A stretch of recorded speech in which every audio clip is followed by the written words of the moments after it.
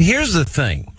All right. So before we had breakthrough cases, meaning fully vaccinated people getting COVID, okay, you could make a different argument that unvaccinated people posed a risk.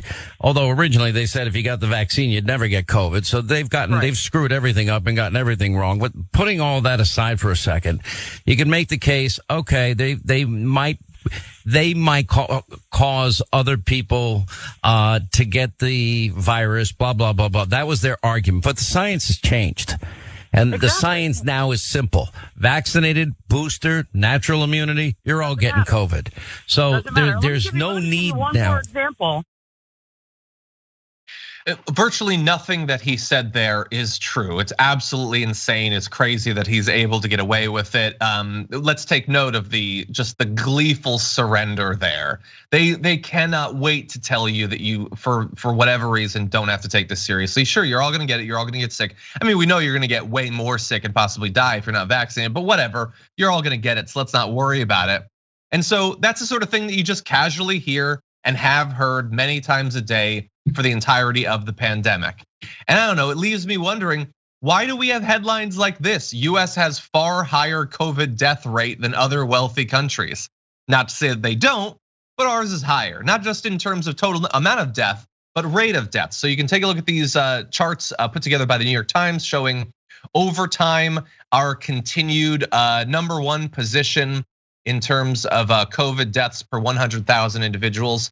And in particular, the most recent one. So if you look at Omicron, which again was supposed to be the mild one, well, for some countries, it was relatively mild. Look at Japan over there, Sweden, Australia. But for us, we found a way to put together some deaths from even the mild one.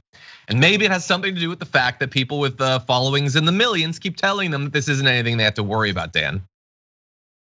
Yeah, I go back to last year when Governor Greg Abbott of Texas was on Fox News on a program like Sean Hannity's, if not that exact show, saying that, listen, people are going to die more or less because of COVID. People are going to get sick. Maybe some old people get sick. Whatever, we got to keep the economy moving.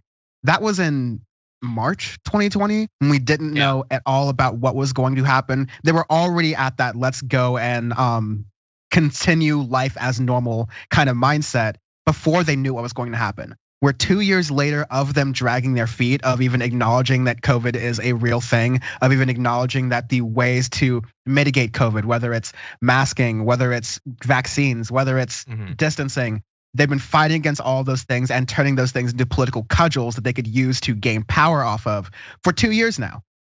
And so, yeah, like you said, Handy's super happy to say, don't need to worry about this anymore. No one, like everyone's getting COVID regardless if you're vaccinated or not, which is distinctly not true. And even if you do get COVID as a person who's vaccinated, it's been shown in study after study that your likelihood of being hospitalized, your symptoms are going to be far less severe than if you didn't have the vaccine or didn't have any exposure to COVID previously.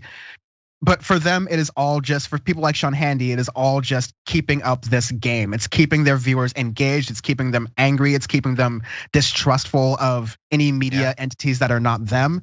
And it's profitable, but it's also painfully deadly for this country, as we're seeing in those charts. There's no reason with Omicron, like you said, that with that chart that we just had, that we are far surpassing similarly advanced countries with enough vaccines to go around than when we could just be controlling this better. And one last point, John, just to note that we are having this conversation about we have so many vaccines, but people are refusing to take them, while there are areas of the world that don't have enough vaccines and they have populations that are actually willing to take the vaccine, but they can't get it because Americans, the vaccine offends us, so we just won't take it. Imagine the global privilege that comes out of that I don't think we recognize enough.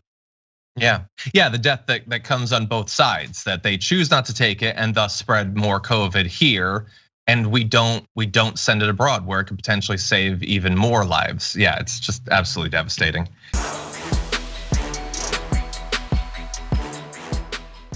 For more political news breakdowns, interviews, stories of activism, and me trying my hardest to care about the occasional big celebrity news story, subscribe to our YouTube channel at youtube.com/thedamagereport.